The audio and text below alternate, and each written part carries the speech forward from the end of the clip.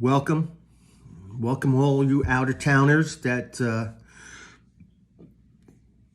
have blessed us with your presence. Uh, special, special shout out to the only one who's not from out of town, Grandma, M's grandmother, who without her we wouldn't be here. You're all my family, and I am thrilled to share this time with you. Sharing this beautiful union of these very special, beautiful folks. Love you guys. Special thanks to my family, my sister and my nephews, Sharon, Christian, Mark, Nan, my nephews. Special shout out to Lori, who without her efforts probably we wouldn't be here also. So yeah, thank you for that. And all my friends, my close friends from growing up, from my days of high school, Gary, and college with Dave, and my work years with Mark. You guys are very special, and I love you guys a lot. And all my old friends, the ones that I shared with Lori. I love you guys, and thrilled to share this time with you, Rich, Lee, all of you.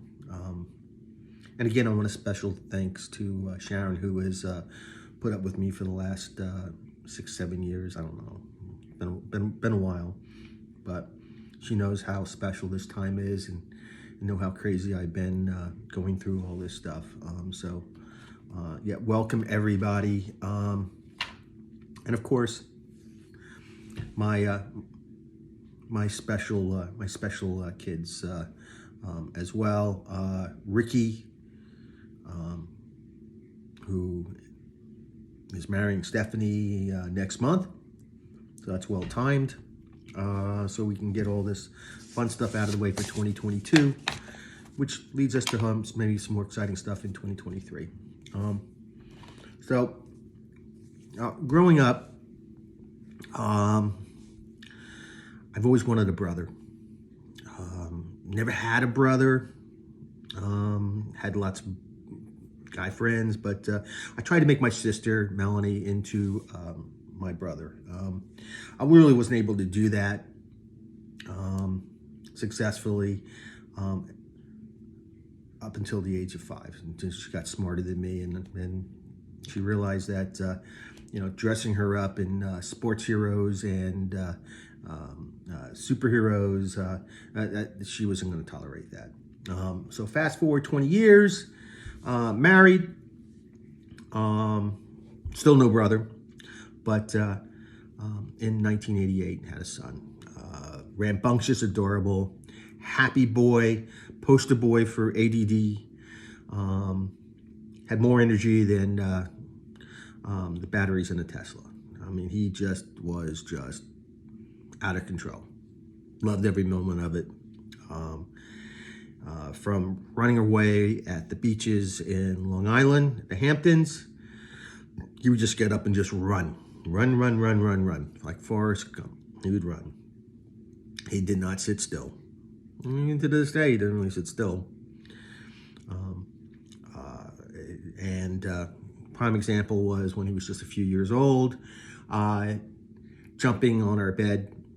That black lacquer furniture became a weapon to the corner of his eye as he realized that the bed is not a trampoline, and bled as much as Carrie from the movie Carrie. So, yeah. Didn't have a brother, had a son, and so cool.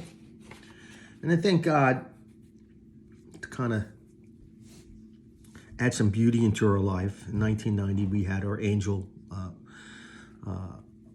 come into our world, Sydney. who to this day is watching over us with love and approval, and I know would love him. Two old school soul spirits. Sydney was delicious, calm, and cool, and always the smartest in the room. She's missed and loved daily. And then our family, 1992, we got Stephanie, our impish little pistol, blessed us with her presence, and we all knew her presence. Lincoln always know who was the boss. But there's nothing like having a boy. We did everything. We played basketball, baseball, football. We either played it, watched it on TV, or go to the games. I coached baseball and basketball. And it was glorious times. Glorious times.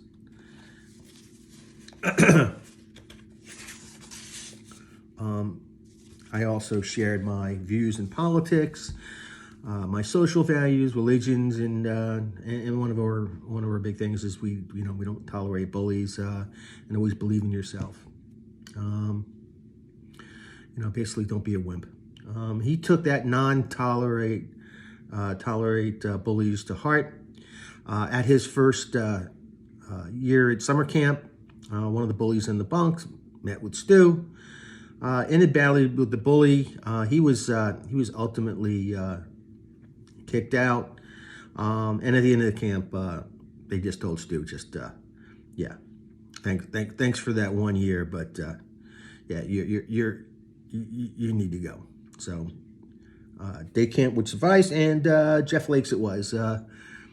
Fast forward to his days at his first day at Grandview. Again, was a very monumental turning point in his life. And on his first day, he met with this big kid, Adam Pollock. And Adam was a fun-loving kid that was giving everybody flat tires. If everybody doesn't know, I'm stepping at the end of someone's shoe, and you came out of your shoe or whatever. And he did that to everybody on their first day there. Well, Stuart, he didn't take kindly to that, and being the smallest kid, he thought it would be a good idea to take on the biggest kid in the class, Adam. It didn't work out well for him. They both went to the principal's office, sat there, and ultimately these two crazy kids became very good friends. That was Stu's one of his very first friends. So, that fight ended up being a friendship that lasted for a while. And keeping Adam, my boy, I signed him up for basketball. I coached with him. And the team that we put together was a bunch of ragtags, Joey and Zach. And then we inherited this one kid that just came into town. Didn't really know anybody.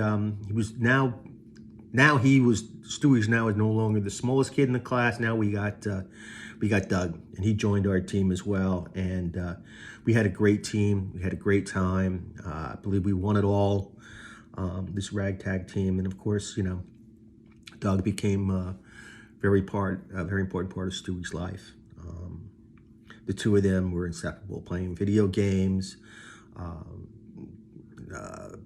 Paintball, a lot of great stuff.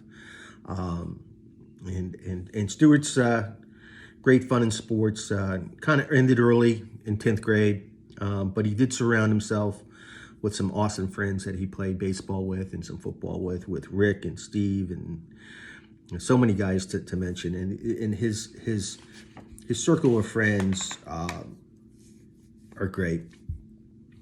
Being in Stuart's circle is never fleeting. Once you're in that circle, it's a lifetime ride. Stewie loves to party. He loves to travel. He enjoys life. He enjoys his friends. He enjoys his family. And once you're in that circle, you can't break it.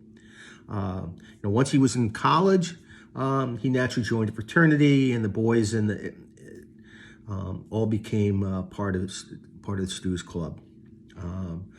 His closest friends, of course, are John Bond and Tom. Quirky, just like the rest of his friends and family. And I do want to thank you for letting me crash on your couch those days that I was working in Central Jersey. Didn't get much sleep.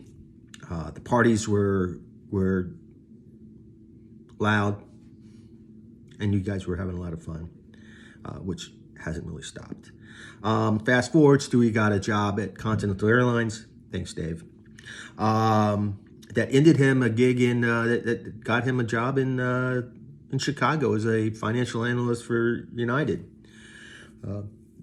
where he was earning his wings and becoming good friends with his cousin Joey, who to this day are very, very close. Again, once you're in that circle of Stu, that circle doesn't end there. It just keeps going. While in Chicago, Stewie got promoted a position in San Francisco. And as fate has it, Doug and Nick, who basically followed him, or Stewie followed them to San Francisco and became roommates and friends. But honestly, the best of the best was just starting with his meeting of his true love. And whenever he talks about M, the boy lights up like a Christmas tree in Rockefeller Center. I mean, there's no doubt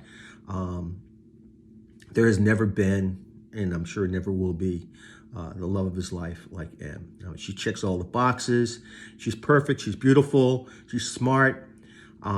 She's even a great hockey player and has all of her teeth. And she is sweet, and love her. And I want special thanks to Awesome Al and Beautiful Babs. You've done an amazing job. And we're so thrilled of having her as part of our family. And I know that our beautiful angel that's in the room, Sydney, is watching over us. And I just want us to raise our glasses because I know the best is yet to come. We love you all.